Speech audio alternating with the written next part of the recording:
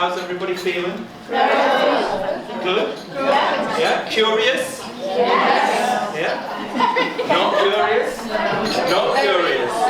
Very curious. Always curious, she said. Always curious. Okay, we have a lot to talk about in a very short period of time. June said, she said you've got 30 minutes.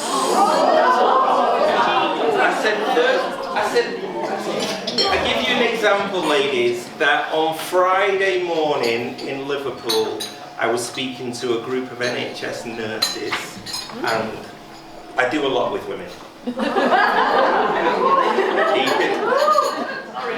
I speak to a lot of women in female athletes and female business people. So I was doing a talk for the NHS, and they said we've got 30 minutes. We ended up going for an hour. Which I said to Lady Captain, I know you've got prizes to give. So we have a lot to talk about in a short period of time.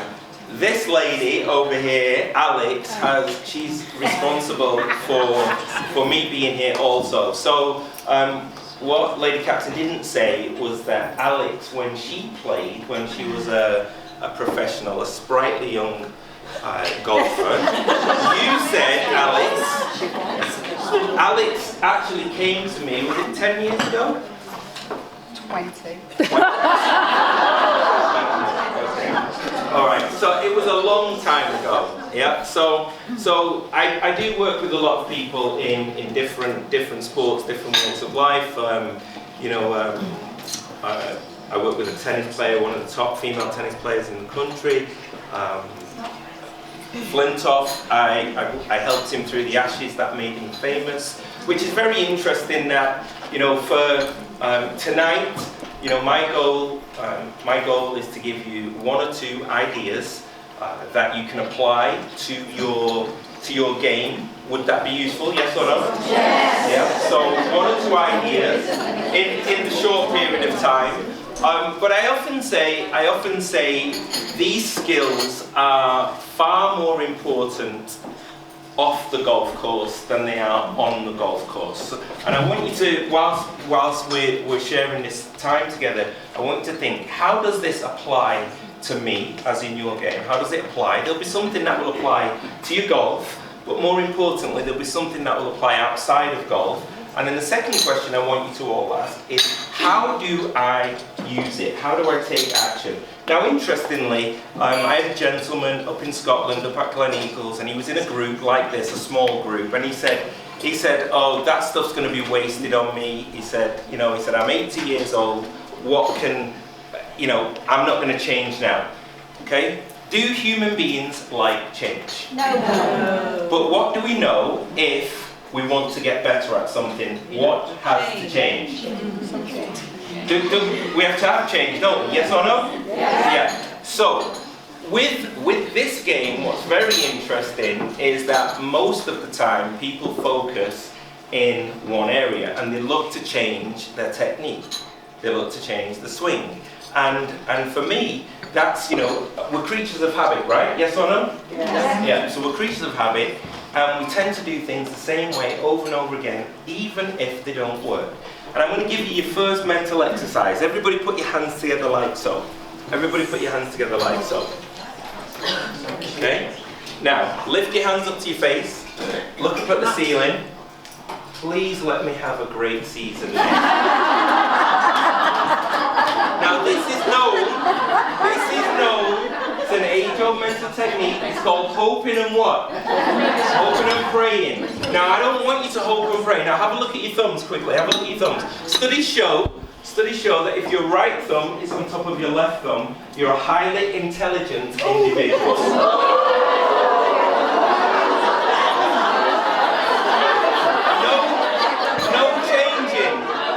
No changing. Studies also show that if your left thumb, no changing there. She's like this. Studies also show that if your left thumb is on top of your right thumb, you're a highly attractive, charismatic individual.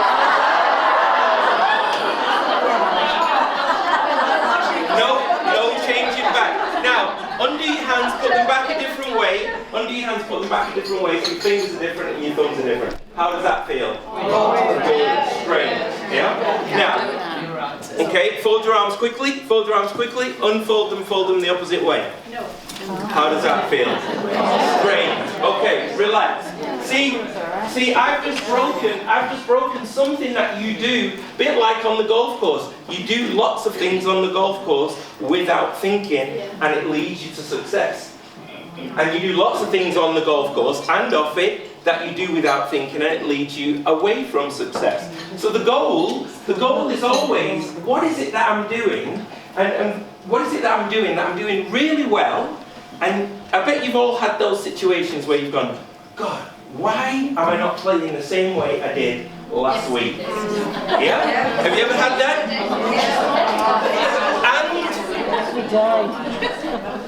And it's almost like you can't get it back. Yeah? You can't get it back. And so what I'm going to share with you is a couple of things. And I'm going to just put the initials there. GBL.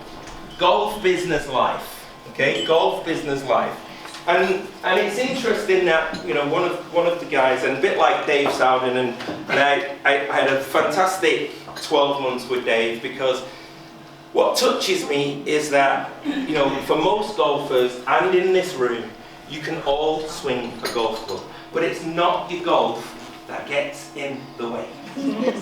It's not your golf. I'm here to say, ladies, it's not your golf that gets in the way.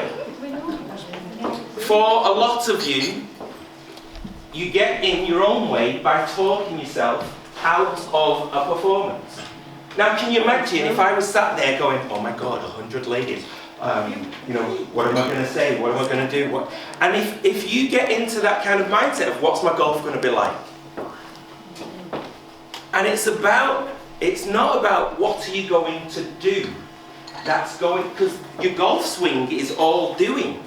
Now, interestingly, if you've got a challenge, and I always get this, my clients come to me and say, Jamie, I don't know what to do. And I say, Joe Hart, goalkeeper, was at Manchester City and he got dropped. And he is about to get dropped by England. This is 6 years ago. I still work with him today. And he said to me, I don't know what to do. And I said, do you know how to play in goal? And he said, yeah. I said, are you training hard every day? What do you think he said? Yeah. Yeah. I said, you already know what to do. I said, but the situation is not asking you what do you need to do. It's asking you, who do you need to be? Who do you need to be when you're coming down the 18th? Not what do you need to do, you already know what to do. And so, when you're at your best, you do it without what? Thinking. Without thinking. And there's a part of you that just knows how to play. When you're at your best. So you should be asking, and I'm going to ask you in a second, what are the challenges that you have, but you should be asking, so how do I get back to being at my best? So what are the challenges that you have? What are the challenges that you have, ladies, when you're on a golf course? Shout them out quickly. Weather. Sorry? Weather. Weather? Okay, good. Anything else? Sorry? Having a card in your hand. Having a card in your hand. So weather, what does having a card in your hand do? Say again? Quivering breath. Yeah? Okay, give me one more. Give me another. What are the two? Nerves. Yeah? Okay. Pressure.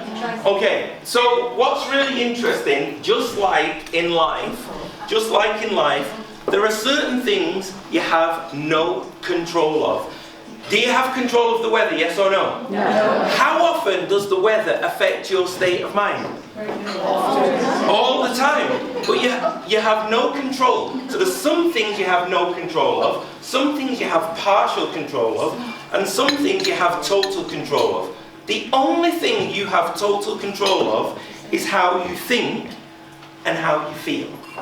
And yet, what do most people get angry or frustrated at? The things they have no control. So there's your first tool, is to say, if I don't have control of it, I'm not going to let it impact me. Okay? So, you will have heard people say, you must be positive. Yes or no? Yes. You've told your family members, just be positive. Yes or no? Yes. Yeah, of course you have. Well, I'm here to share with you that positive thinking is a lie. She was like, I was with you until you said that. Yeah, I saw that look on your face. So here's why I say positive thinking is a lie. All right. So let's say you've got a 6-foot putt. Okay, the greens are perfect. The weather's perfect. You've had lots of lessons. Your technique feels great, and you're telling yourself it's going in, it's going in, it's going in. Does it definitely go in? Yes or no? No. So positive is a lie. Now, where do most people go when they've been really positive but it doesn't go off? What's the opposite? Shout it out. Negative thinking, which is also a lie, because let's say the greens are not good, you've done no practice, you've missed your last 3 putts, and you're telling yourself, I'm going to miss, I'm going to miss. And you go, ding. Does it definitely miss? No. So, positive's a lie, and the negative is also a lie. When the mind's being lied to, ladies, it gets really agitated. I was positive, and it didn't come off. I was negative, and the damn thing worked. Up, down, up, down. Like, have you ever had this? Have you ever had this on a golf course? Yes. Have you ever had it off a golf course? Yes. Yeah. So, right in the middle is something that I call neutral thinking. What's it called? Shout it out. Neutral thinking. So here's what neutral thinking is. And if you took nothing, who was here with me? Was it about 18 months ago, Alex? Yeah, 2 years ago. Okay. So who was here 2 years ago? Okay. All right. Who wasn't here 2 years ago? Okay. All right. Yeah.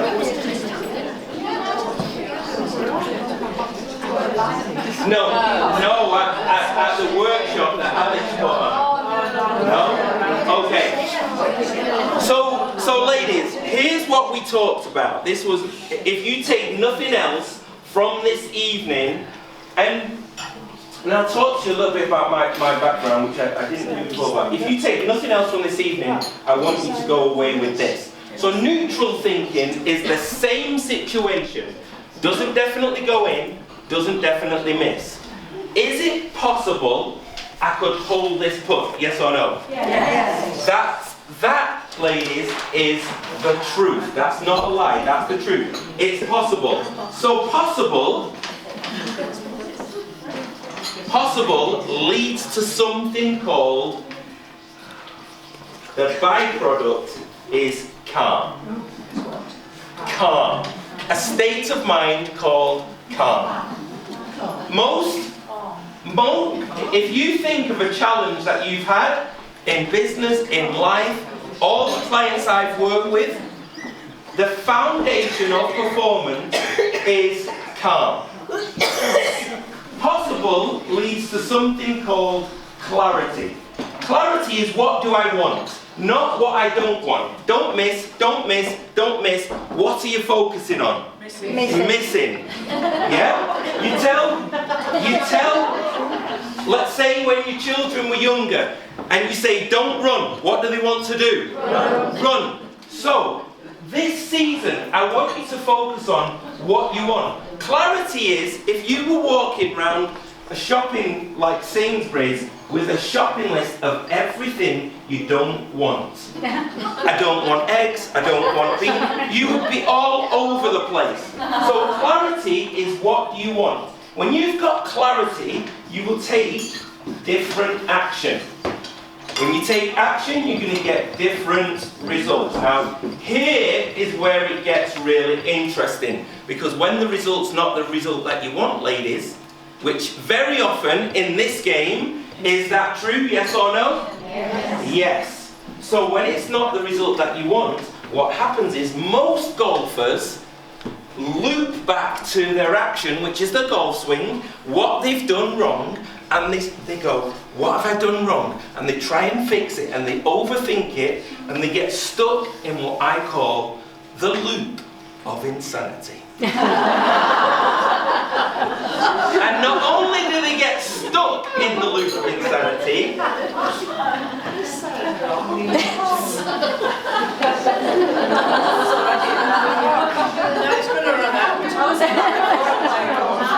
so, here's the missing piece. The missing piece. This, and this isn't just for the golf course. The missing piece, when you're at your best, this is what you do. When you're at your best, and you're in that natural state of playing and being, you go down one level, and you do this. You might not be able to see it, but you deal with the result. And when you commit in advance, ladies, to deal with what the game throws at you, then you loop this way and you ask the question, is it possible the next shot could be a good one? Is it? Yes. Is it definitely a good one? Yes.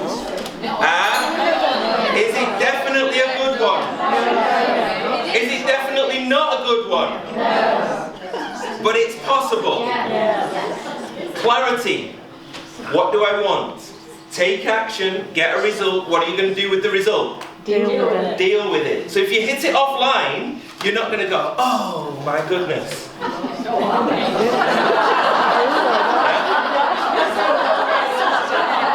than out of bed. And if you stay in this loop, which is possible to deal with, if you stay in that loop, you actually find out, you start accessing that part of you that just knows how to play. Now, what's interesting is, it also, you know, when you're in your mind can be in three places. It can be in the past, the present, or the future. If you're in the future, where does anxiety live? Anxiety lives in the future. So if you've got first tee nerves, or you're nervous about something, it's because your mind is in the future. If you're worried about something at home or work, it's because you're in the future. If you're angry, it's because you're in the past. You're in the past. But you see, where you play your best golf, where you enjoy yourself the most, is when your mind is in the present moment. The reason why it's called the present is because it's a gift. It's a real skill. But see, most people, they get to let's say the 11th, and they've just three-putted the 10th hole, and you're looking back at the 10th, and you're really annoyed with yourself.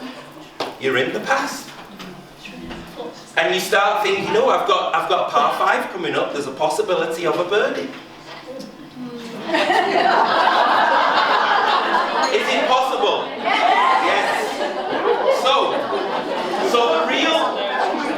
the real skill, ladies, for you going forward is keeping your mind in this present moment. Now, what's really interesting is a very simple way to find out what you do when you're at your best, is to get into a habit. And I was talking to Chair there, and we were talking about some of the Chair. Can I call you Eva? Yes. Okay. I'm trying to be official, but yeah. So I can call you Eva. We've spoken a lot tonight, haven't we? And we were talking about how some of the ways that you can access being at your best. And probably for me, is that most people are focused on the end goal, in terms of what they want things to be like at the end. And one of the things I said to the ladies, the nurses at the NHS, I asked all of them, because, NHS, lots of pressure, lots of stress, these ladies are in theatre, and I said to them, how many of you have a practice of quieting your mind? Right? And you can call that lots of things. You can call it mindfulness, you can call it meditation, you can call it whatever it is. I said, how many of you have a practice of that? Out of 50 women, 3 put their hands up and said they practice that. Okay? Now, what's interesting is, I said, how can you expect to be in a pressurized, stressful environment and job, and you are not doing that yourself? Now, here's the difference, okay? It's not about, are you doing it? It's about, are you what? Are you being? Is it becoming who you are? Now, the only way it becomes who you are if you practice it. It's just like if you want to be a good putter, it's not about doing that. It's am I a good putter? Not do I putt well? Some days you are going to putt very well, yes or no? Yeah. And some days you're not going to putt well. But every day you can believe what? I am a good putter. Does that make sense, yes or no? Yeah. So the ladies, I said to them, I said, minimum 2 minutes a day, you should be practicing quiet in your mind. If you have not got practice of 2 minutes a day, I said, you don't have a life. Because here's what's important. If you're going out on a golf course and you're getting stressed or angry or nervous, but you don't practice being calm, then the game is designed, the game's designed for misses. But people get afraid. They get afraid of missing. They get afraid of hitting it long. They get afraid of missing it right, missing it left. Yes or no? Yeah. Yeah. And so if you're afraid of missing, you're not ready for scoring. And so it's like, just practice being calm 2 minutes a day. Now, I get my 2 minutes as soon as I woke up in the morning. I get them 2 minutes there. For some of you, you've got it on your watch. You know, you've got the latest technology on your watch. For some of you, it's on your phone. Just put a reminder in, like it's a meeting, and say, breathe. Because when you're on the golf course, what do you stop doing? You stop breathing, okay? Next point. Next point. Start writing down, ladies, start writing down the 3 best things you do on the golf course. And you get off the golf course, get yourself a notebook, and start writing down in it the 3 best shots that you hit that day. Now, in a performance, can you find, even if it's a really bad round of golf, can you find 3 good things that you did in a bad round of golf? Yes or no? Yes. Some of you are thinking, my God, Jamie, no. Yeah?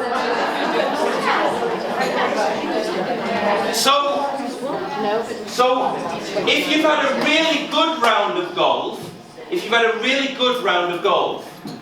what do you think happens if you write down, I was on the 9th hole and I drove the fairway and then my second shot was fantastic? What do you think happens when you write it down? It stays with you. So here's what you're doing. It's like depositing in your emotional bank account. It's like depositing. And if you do that collectively and you start writing down, it doesn't make a bad day good, ladies. You know, you can't turn a really bad round. What it does to a bad round, you write it down. You find the 3 things and you write it out in detail. It puts closure on it. I think one of the skills that I always teach golfers, I will teach people outside of golf, is the ability to let things go.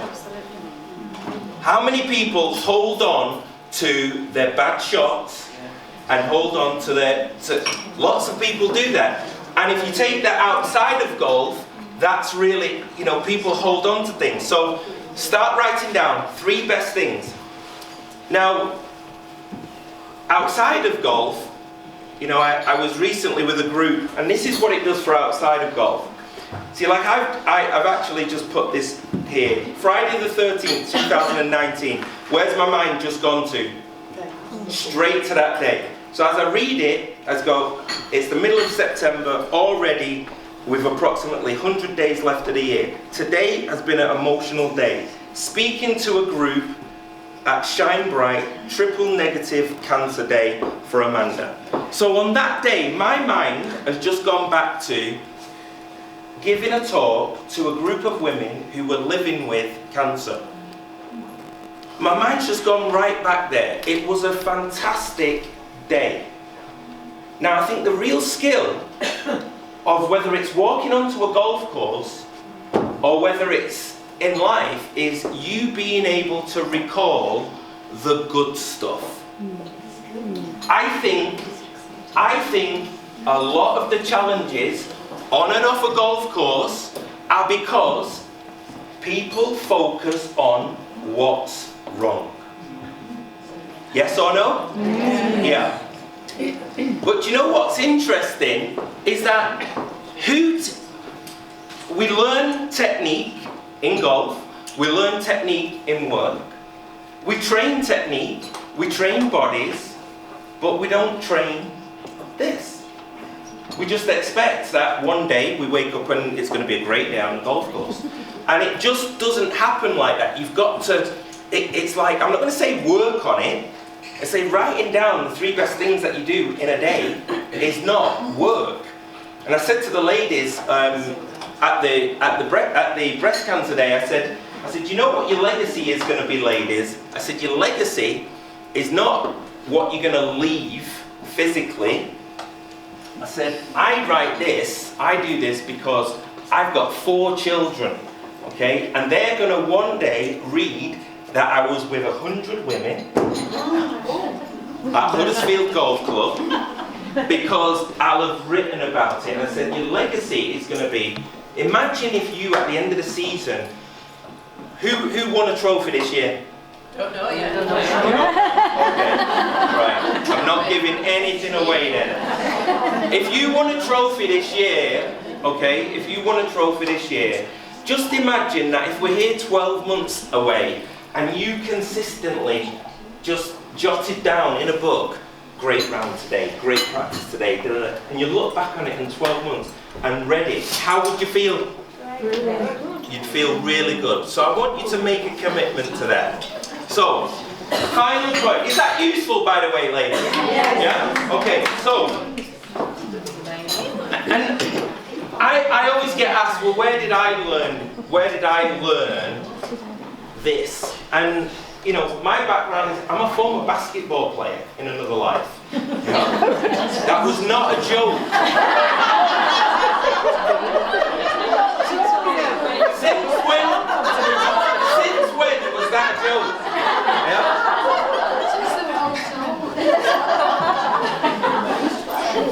She said when I was 12, yeah? In another life, I was a basketball player. I'm former England international, and I had a mentor who said to me, the difference between 2 people is not talent or ability. He said it's how you think. And that stuck with me because, you know, like, again, we'll keep referring this back to your sport, which is golf. You know, if you look at the top level, when you look on a driving range, they all swing it the same. On a Tuesday, they all swing it the same. On a Sunday, you've normally got 5 people competing for a title. So if 150 people were started swinging it the same, plus or minus, then what was the difference? It was how they were thinking. And so I want you to think of the small shift. So as I've shrunk for every year that I've retired, thank you. I used to be 6'5".